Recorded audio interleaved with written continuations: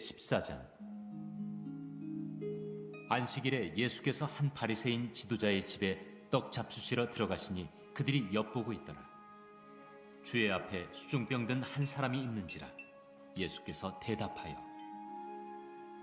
율법 교사들과 바리새인들에게 이르시되 안식일에 병 고쳐주는 것이 합당하냐 아니하냐. 그들이 잠잠하거늘 예수께서 그 사람을 데려다가 고쳐 보내시고 또 그들에게 이르시되 너희 중에 누가 그 아들이나 소가 우물에 빠졌으면 안식일에라도 곧 끌어내지 않겠느냐. 그들이 이에 대하여 대답하지 못하니라. 청함을 받은 사람들이 높은 자리 택함을 보시고 그들에게 비유로 말씀하여 이르시되 네가 누구에게나 혼인잔치에 청함을 받았을 때 높은 자리에 앉지 말라. 그렇지 않으면 너보다 더 높은 사람이 청함을 받은 경우에 너와 그를 청한 자가 와서 너더러 이 사람에게 자리를 내주라 하리니 그때 내가 부끄러워 끝자리로 가게 되리라. 청함을 받았을 때 차라리 가서 끝자리에 앉으라. 그러면 너를 청한 자가 와서 너더러 벗이어 올라 앉으라 하리니 그때에야 함께 앉은 모든 사람 앞에서 영광이 있으리라. 무릇 자기를 높이는 자는 낮아지고 자기를 낮추는 자는 높아지리라. 또 자기를 청한 자에게 이르시되 네가 점심이나 저녁이나 베풀거든 벗이나 형제나 친척이나 부한 이웃을 청하지 말라. 두렵건대 그 사람들이 너를 도로 청하여 네게 갚음이 될까 하노라. 잔치를 베풀거든 차라리 가난한 자들과 몸 불편한 자들과 저는 자들과 맹인들을 청하라.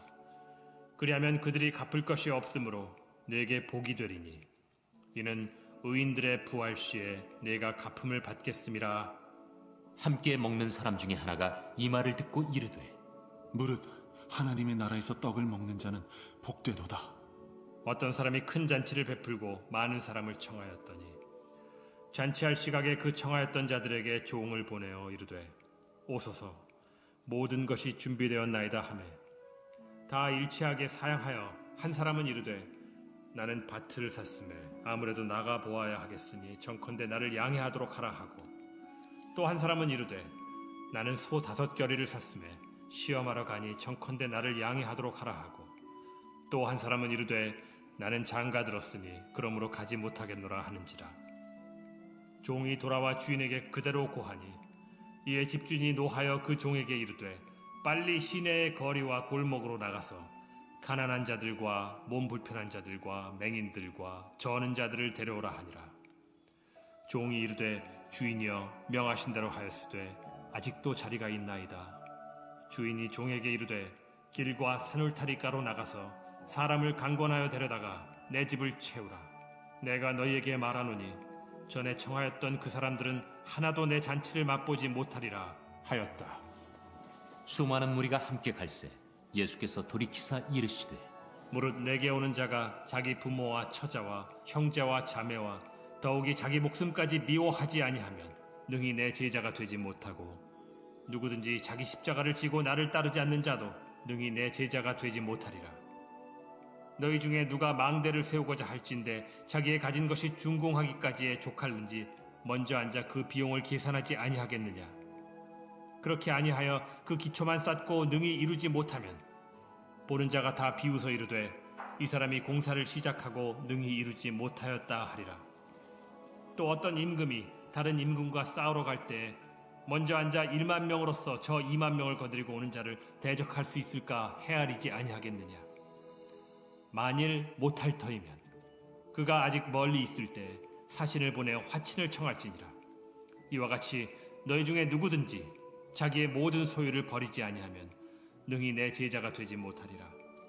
소금이 좋은 것이나 소금도 만일 그 맛을 잃으면 무엇으로 짜게 하리요.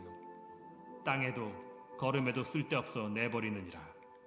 들을 귀가 있는 자는 들을지어다.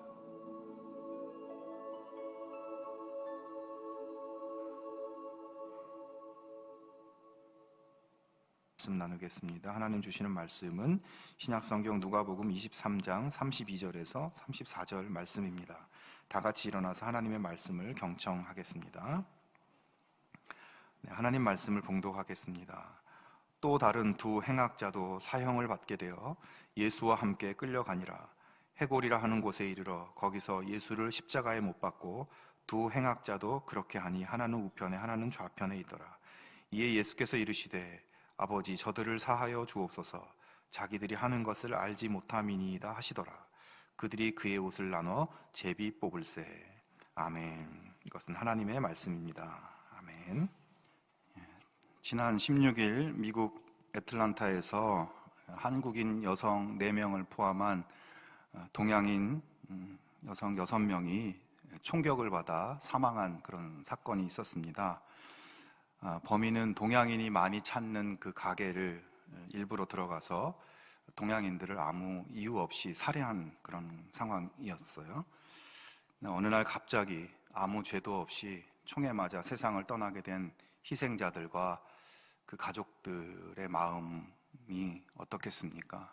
정말 말할 수 없는 그런 슬픔과 아픔, 또 그런 사람에 대한 분노의 마음, 이런 마음이었을 것입니다. 이와 비슷한 사건이 약 20년 전인 1999년 7월 4일 미국 인디애나주에서도 있었는데, 이 주일 예배를 드리러 가던 26살의 윤원준 청년이 이 교회 앞에서 백인 우월주의자 벤자민 스미스라는 사람이 쏜 총에 맞아 숨지는 안타까운 그런 사건이 있었습니다. 이 윤원준 청년은 미국에 유학을 와서 대학을 마치고 이제 대학원을 진학하려고 준비하고 있다가 이제 예배를 드리러 가다 이런 참사를 당하게 되었는데, 이 청년이 4대 독자였고 또 굉장히 신실한 믿음의 청년이었다고 합니다. 여러분, 하나밖에 없는 이 아들의 죽음 앞에선 그 부모의 심정이 어떻겠습니까? 또 이 안타까운 형제의 죽음 앞에선 그 가족들, 또 친구들, 또 교회의 같은 성도들의 심정이 어떠했겠습니까? 이제 그렇게 윤원준 청년이 희생당한 지 8일이 지난 후 이제 추모 예배를 드리게 되었는데, 이 추모 예배 현장이 미국 전역에 중계가 되었다고 합니다. 비탄에 잠겨 엄숙하게 예배를 드리는 그 마지막 순서에 이 윤원준 청년의 사촌 형님이 가족을 대표해서 인사를 하게 되었는데, 이렇게 이야기를 했습니다. 나는 오늘 가족을 대표해서 예수 그리스도의 이름으로 내 형제를 죽인 벤자민 스미스를 용서할 것입니다. 그리고 나는 오늘 내 사랑하는 형제의 꿈을 빼앗아가고 피를 흘리게 한 이 미국을 예수 그리스도의 이름으로 용서합니다. 왜냐하면 예수님은 용서를 위해 오셨기 때문입니다. 우리 가족은 그 예수 그리스도를 구주와 주님으로 믿는 사람들입니다. 이 인사말은 많은 미국인들을 놀라게 하고 또 부끄럽게 만들었습니다.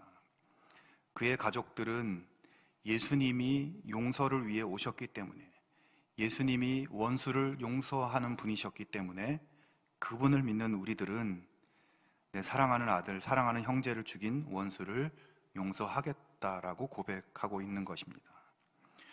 이런 용서가 과연 가능한 것일까 하는 생각을 해봅니다. 내가 저 입장이라면 저런 용서를 할 수 있을까? 여러분은 어떻습니까? 오늘 고난주간이 시작되는 첫날, 이런 용서를 할 수 있게 만드시는 예수님의 용서의 현장, 그 십자가 앞에 우리가 한번 조용히 서 보기를 바랍니다. 우리 예수님께서도 아무 죄가 없으신데 십자가 사형 판결을 받으셨습니다. 재판 과정에서 예수님은 자신을 변호할 생각을 하지 않으셨고 말없이 그 말도 안 되는 판결을 받아들이셨습니다. 그리고 온몸이 찢겨지는 채찍질과 모욕과 수치를 받으시고 마치 도살장에 끌려가는 어린 양처럼 잠잠히 끌려가 십자가에 죽으셨습니다.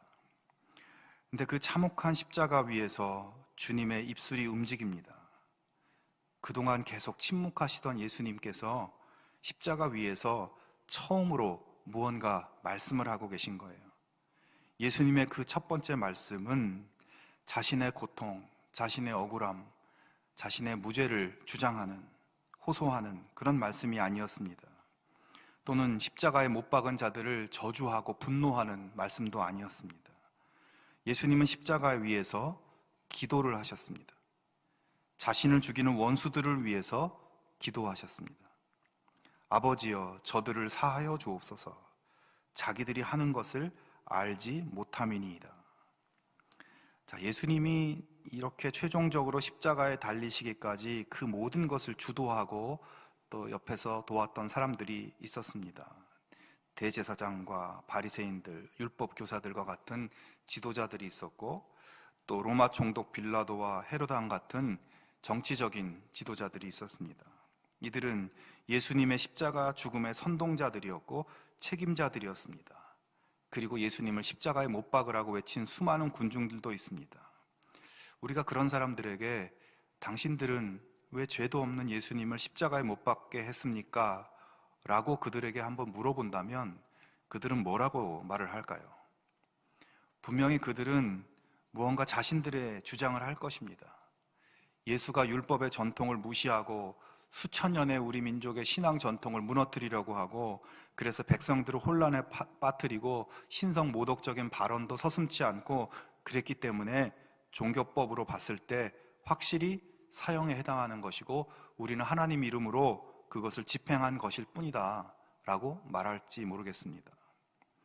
예수님을 십자가에 못 박게 내어준 로마 총독은 뭐라고 또 얘기했을까요? 예수가 로마법으로 봤을 때 분명히 죄가 없는 것, 그것 나도 알고 있는데, 하지만 예수 때문에 모여든 저 수많은 군중들 그대로 두었다가는 이게 심각한 소요 사태로 번질 수 있었기 때문에 이 치안은 책임 맡고 있는 나로서는 이 상황을 빨리 안정시키는 것이 중요한 일이었다. 나로서도 어쩔 수 없었다. 예수를 살려두면 더 큰 혼란과 폭동이 일어날 수도 있었고 더 많은 사람들이 희생될 수 있는 그런 상황이었다. 내 입장을 좀 이해해달라 라고 말했을 것입니다. 또한 예수를 십자가에 못 박으라고 외친 군중들도 우리는 사실 이 돌아가는 상황에 대해서 잘 모르고 있었다. 제사장들과 공회원들이 강력하게 주장하니까 저분들이 말 맞겠지라고 생각하고 그냥 동조했을 뿐이고 우리의 진심은 그게 아니었다라고 변명할지도 모르겠습니다. 여러분, 이런 식으로 자기 합리화를 하고 변명을 하고 스스로를 변호하는 사람들은 과연 잘못이 없는 것일까? 죄 없는 예수님을 참혹한 십자가형으로 몰아붙인 그들의 죄를 여러분 그냥 없는 것으로 해도 되겠습니까? 그럴 수는 없는 것 아닌가요? 그들이 나는 모르고 그런 거다, 내가 예수님이 그런 분인 줄 알았으면 나는 안 그랬을 거다, 이런 말을 우리가 들어주어야 될까요? 죄 없으신 예수님, 가난한 백성들, 소외된 백성들, 아무도 돌봐주지 않는 병자들을 그 곁에서 사랑하시고 그들을 고쳐주시고 위로하시고 돌보신 예수님은 어떤 이유로도 어떤 논리로도 십자가형을 받아야 할 어떤 정당한 근거도 없었습니다. 예수에 대해서 잘 몰랐다고 하는 것도 말이 안 됩니다. 자, 그런데 예수님은 오늘 십자가 위에서 처음으로 입을 여시는데 뭐라고 하십니까? 하나님 아버지, 저 사람들이 자기들이 하는 것을 알지 못하고 있습니다. 잘 모르고 그러는 겁니다. 지금 무슨 짓을 하고 있는지도 모르면서 저러고 있는 것입니다. 그러니 하나님 아버지, 저들을 용서해 주세요. 오히려 예수님이 저들을 변명해 주시고 저들을 불쌍히 여겨달라고, 저들이 몰라서 그런 거라고 용서해 달라고 말씀하고 계세요. 저는 이 말씀을 하시는 예수님 이 말씀 앞에서 말문이 턱 막히는 그런 느낌을 받습니다. 예수님은 어떻게 이 상황에서 저렇게 이야기할 수 있을까? 여러분, 예수님의 이 첫 말씀을 묵상하면서 발견할 수 있는 것은 먼저 기도하시는 예수님의 모습입니다. 그렇습니다. 예수님께서 십자가 고통 속에서 하신 7 말씀 중에 첫 번째 말씀은 기도였어요. 지금 전능하신 하나님의 아들이신 예수님이 그 손이 십자가에 못 박혀 있어서 병자들을 고쳐주시기 위해 내밀 수도 없었고 발도 못 박혀 있어서 그들을 향해 다니실 수도 없었습니다. 제자들은 모두 도망가서 더 이상 가르칠 수도 없었습니다. 이제 더 이상 아무 사역도 할 수 없는 상황이에요. 십자가에 못 박혀 있는 분이 무슨 할 일이 남았겠습니까? 그냥 이 고통이 빨리 끝나기를, 빨리 숨이 끊어지기를, 죽음을 기다릴 수밖에 없는 무기력한 상태입니다. 그러나 여러분, 예수님은 그 마지막 순간을 의미 없이 흘려보내지 않았습니다. 예수님은 그 순간 거기서 기도의 사역을 하고 계십니다. 죽음이 바로 곁에 있는 그 상황 속에서 예수님은 기도하셨고, 그것도 자기를 위한 기도가 아니라 남을 위한 중보 기도를 하고 계십니다. 자기 몸이 십자가에 못 박혀서 아무것도 할 수 없으니까 이제 다 끝났구나, 그렇게 무기력하게 포기하는 것이 아니라 마지막 힘을 끌어모아서 기도로서 사람을 살리는 사역을 하고 계신 것입니다. 죄인들을 살리고 원수들을 살리기 위해서 기도하십니다. 여러분, 오늘 이 장면을 보면서 한 가지 생각해 볼 질문이 있어요. 예수님께서 십자가 위에서 사람들의 죄를 사해달라고 기도하고 계시는데, 사실 이전에는 이렇게 기도하신 적이 없었습니다. 예수님이 가버나움에서 중풍병자를 고쳐주실 때 이렇게 이야기하세요. 작은 자야, 내 죄 사함을 받았느니라. 자, 예수님이 중풍병자의 죄를 사해달라고 하나님께 기도하신 것이 아니라 예수님이 직접 선포하시는 거예요. 너 죄 사함을 받았다라고. 예수님이 직접 죄를 사해 주신 겁니다.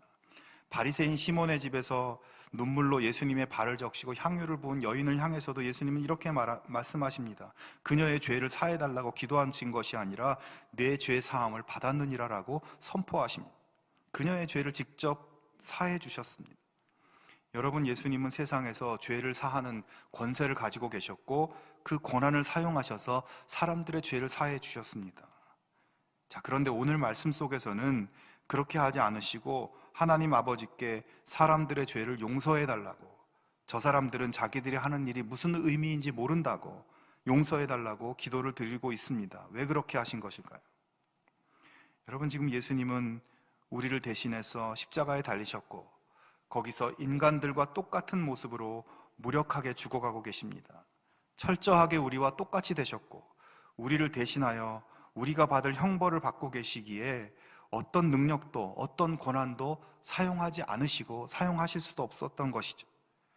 온전히 죄의 희생제물이 되셔야 했기 때문에 그 자리에서 할 수 있는 것은 오직 죄인들을 중보하며 기도하는 것이었습니다.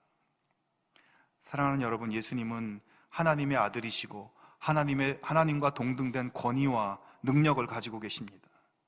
하지만 우리를 위해 그 모든 것을 버리고 십자가 위에 매달려 죽어가고 계신 중에서도 한 사람이라도 더 살리기 위해서 집중하고 있었고, 그것을 위해서 마지막으로 다시 아버지께 기도를 드리고 계신 것입니다. 여러분, 예수님의 이 기도가 어떻게 되었을까요? 십자가 위에서 저들을 용서해 달라고 기도하셨는데 그 기도의 대상자들이 어떻게 되었을까요? 예수님의 기도는 과연 아주 놀랍게 작동하였고 기도의 열매가 거두어졌다는 것을 성경은 증거해 주고 있습니다. 예수님이 십자가 죽음을 죽으시고 부활하시고 50일이 지나서 이제 제자들이 활동을 하기 시작해요. 하지만 여전히 유대인들은 예수님을 그리스도로 믿지 않고 예수님의 제자들이 예수님의 부활과 복음을 증거하는 것을 반대하고 위협하고 있었습니다. 여전히 그들은 그렇게 하고 있었어요. 하지만 그 오순절날 베드로가 예수님을 증거할 때 3,000명의 유대인들이 회개하고 돌아왔다고 사도행전이 기록하고 있습니다. 여러분, 이건 거의 불가능한 사건이에요. 그 3,000명 가운데는 분명 극렬하게 예수님을 반대하고 예수님을 죽이려고 선동했던 유대인들, 그런 사람들이 있었을 것이고 그 지도자들도 있었습니다. 예수를 십자가에 못 박은 사람들이 갑자기 예수님 앞에 무릎 꿇고 회개하고 그런 일이 벌어진다. 있을 수 없는, 상상할 수 없는 일인 것이에요. 하지만 3,000명이 돌아오는 사건이 벌어졌습니다. 어떻게 이런 일이 일어날 수 있었을까? 베드로의 설교가 중요한 회심의 동기가 되었겠지만 그들이 회개하고 믿고 돌아올 수 있었던 것은 바로 십자가에서 드린 예수님의 중보 기도가 작동했기 때문입니다. 아버지, 저들을 용서해 주세요. 자기들이 하는 것이 무엇을 의미하는지 알지 못하면서 저러는 것입니다. 죽음 앞에서 올려드린 마지막 호흡을 끌어모아서 탄식하면서 올려드린 중보 기도는 한마디도 땅에 떨어지지 않고 하나님께 들려지고 기도하신 그대로 바로 그 유대인들이 회개하고 용서받고 구원받는 역사가 일어나게 된 것입니다. 그것뿐인가요? 오늘 우리가 예수님을 믿는 것, 오늘 우리가 하나님 자녀된 것은 어떻게 된 것일까요? 우리가 우연히 예수를 믿게 된 것일까? 부모님 덕에 예수 믿게 된 것일까? 친구 덕에, 가족들 덕에 내가 예수 믿게 된 것일까? 그들의 수고가 물론 있었지만 여러분, 십자가 위에서 하신 예수님의 기도 때문입니다. 우리가 예수님을 믿기 훨씬 전에 예수님은 우리를 위해서 기도하셨습니다. 성도 여러분, 우리는 살면서 내가 이제 더 이상 아무것도 할 수 없겠다라는 생각이 드는 그런 힘든 상황을 경험할 때가 있습니다.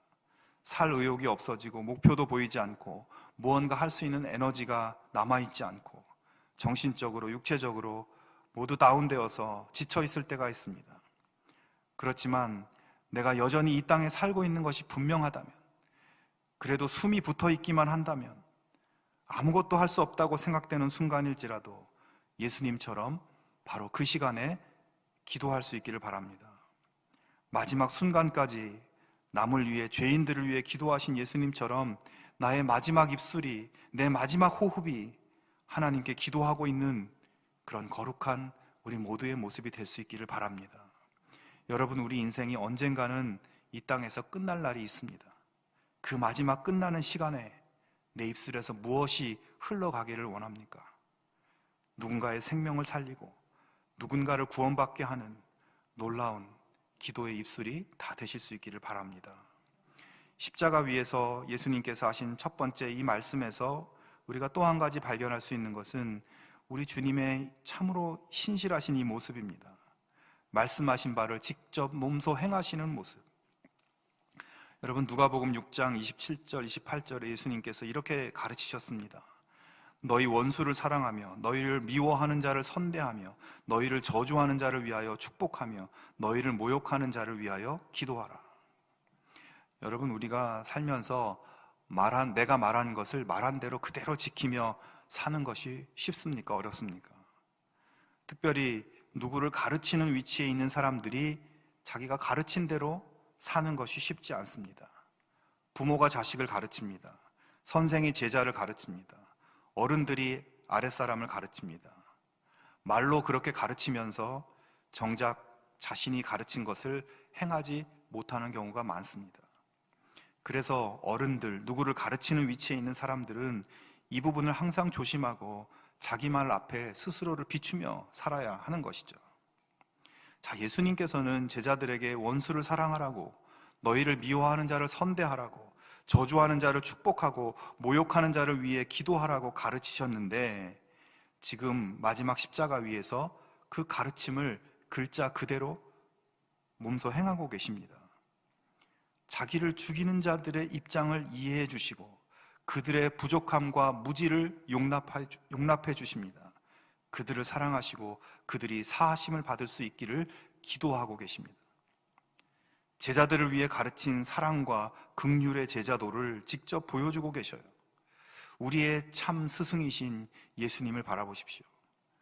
여러분, 예수님께서 자기 목숨이 쓰러지는 순간에 사랑의 모범을 몸소 보여주신 이 현장은 결국 그의 제자들에게 흘러가고 성도들에게 흘러가고, 그래서 나중에 스데반에게서 이런 열매가 맺혀지는 것을 보게 됩니다. 스데반이라는 분이 있었는데 자기에게 돌을 던지는 사람들, 그 돌에 맞아 죽어가면서 그 사람들을 위해서 기도하고 있어요. 주여, 이 죄를 그들에게 돌리지 마옵소서. 여러분, 자기를 향해 돌 던지는 사람들한테, 그래서 내 목숨이 끊어지고 있는데 주여, 이 죄를 그들에게 돌리지 마옵소서. 스데반이 어떻게 이런 기도를 할 수 있었겠습니까? 돌에 맞아 죽어가면서 어떻게 그들이 용서함 받기를 기도할 수 있었겠습니까? 예수님 때문인 것이죠. 예수님의 사랑과 예수님이 자기 목숨으로 가르치시는 그 모범을 스데반이 보고 예수님처럼 그렇게 한 것입니다. 여러분, 예수님께서 온몸이 찢어지고 살점이 뜯겨나가고 폐부를 파고드는 고통, 숨도 쉴 수 없는 고통 속에서 원수들을 사랑하셨고 원수들을 위해 기도하셨습니다. 자기가 가르친 대로 하셨습니다. 적들을 위해 기도하시는 예수님은 오늘 우리에게 나한테 잘못하고 나를 미워하는 사람들을 어떻게 대해야 하는지 완벽한 모범을 보여주고 계신 것입니다. 그 고통 속에서 그런 모범을 보이심으로써 당신의 제자들에게, 오늘 우리들에게도 사랑하며 살 것을 당부하시는 것입니다. 나와 관계가 틀어지고 내가 용납하기 힘든 사람들까지도 위해서 기도할 수 있는 제자의 길을 당부하고 계세요. 맥스 루케이도의 토비아스의 우물이라는 이야기책이 있습니다. 사막 가운데 어떤 마을이 있었는데 이 사막에 있는 마을이어서 물 한 방울이 정말 금쪽같이 귀한 그런 동네였어요.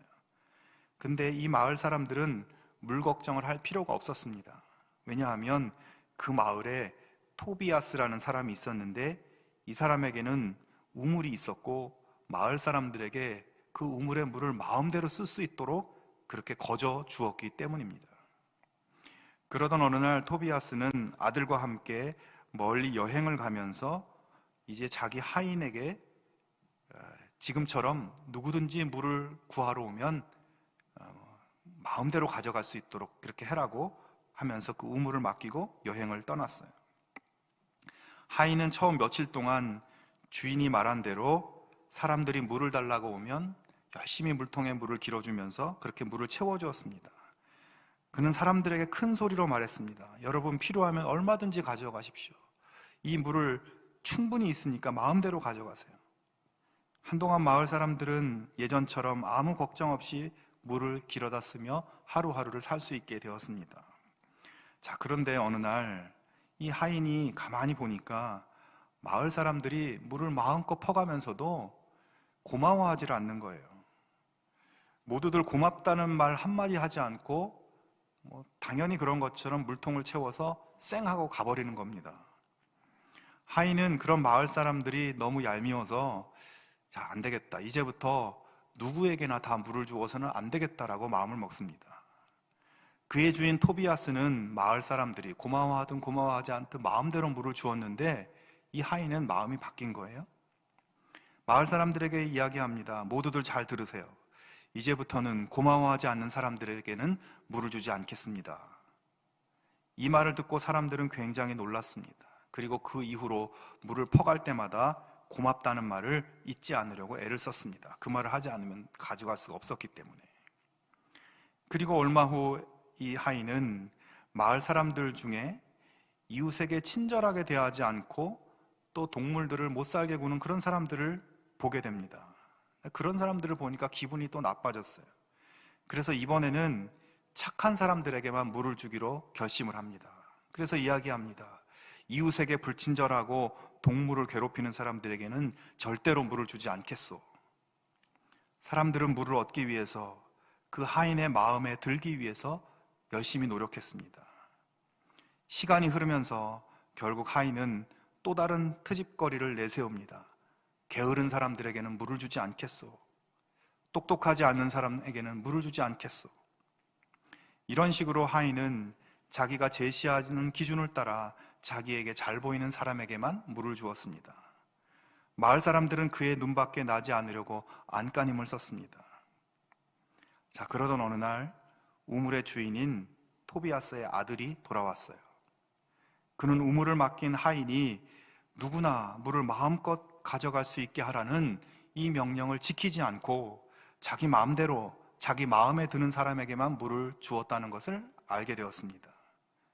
그래서 그 토비아스의 아들은 자기 마음대로 한 그 하인을 불러다가 야단을 쳤어요. 그리고 주민들에게는 예전처럼 마음껏 물을 퍼가게 그렇게 이야기했습니다.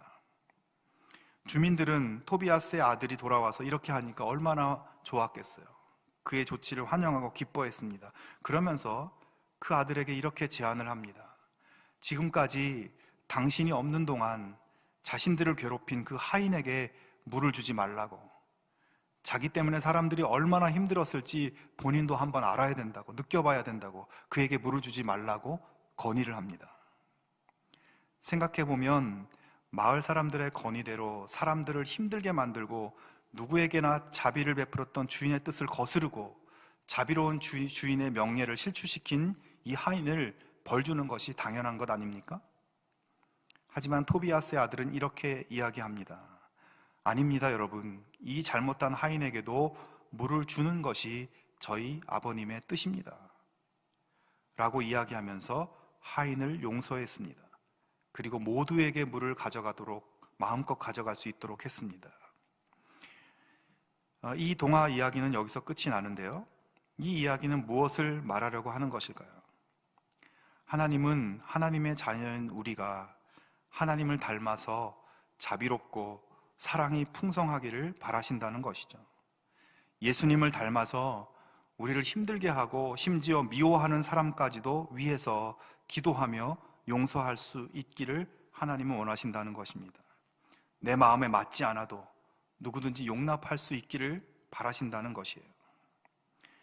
여러분, 우리는 죽을 수밖에 없는 죄인이고 용서받을 수 없는 죄인이었지만 예수님께서 우리를 위해 기도해 주셨고 우리를 위해 십자가 위에서 자기 목숨을 버리셨기에 구원받고 하나님 자녀가 되었습니다. 우리는 다른 사람들보다 먼저 사랑받았고 먼저 용서받았습니다. 주님은 이제 그 사랑으로 우리가 사람들을 사랑하고 그들을 위해서 기도해 주기를 원하십니다. 십자가의 고난 속에서 기도하신 주님의 이 말씀을 내 마음속에 새기고 이 시간 여러분의 마음속에 부담스럽게 남아있는 사람이 있다면 한번 떠올려 보시기 바랍니다. 여러분이 그를 용서하고 그를 위해서 기도해 줄 수 있겠습니까? 십자가 위에 예수님의 기도가 우리 모두의 기도가 될 수 있기를 바랍니다. 그래서 그들이 정말 나를 통해 그리스도의 사랑을 깨닫게 되고 우리의 관계가 회복되고 그렇게 기도의 능력을 함께 보고 즐거워할 수 있는 우리 모두가 되기를 주님의 이름으로 축원합니다. 함께 기도하겠습니다. 하나님 아버지, 우리를 위해 아들 예수 그리스도를 보내주시고 십자가에 내어주신 아버지의 사랑을 다시 한번 묵상합니다. 십자가의 참혹한 고통 속에서도 맡겨진 영혼들을 구원하시기 위해 간절한 기도를 올려드리는 예수님의 사랑을 우리 마음속에 새길 수 있도록 하여 주시옵소서. 강팍하고 세상적인 계산에 밝은 우리의 생각과 삶이 그리스도를 닮아서 용서하고 용납하고 위에서 기도해 줄 수 있도록 우리를 변화시켜 주시옵소서. 십자가의 사랑이 아니었으면 내가 여기 설 수 없었다는 것을 기억하고 그 사랑에 감사하며 응답하며 사랑의 사람으로, 용서의 사람으로 살아갈 수 있도록 우리를 인도하여 주시옵소서. 예수님의 이름으로 기도하옵나이다. 아멘.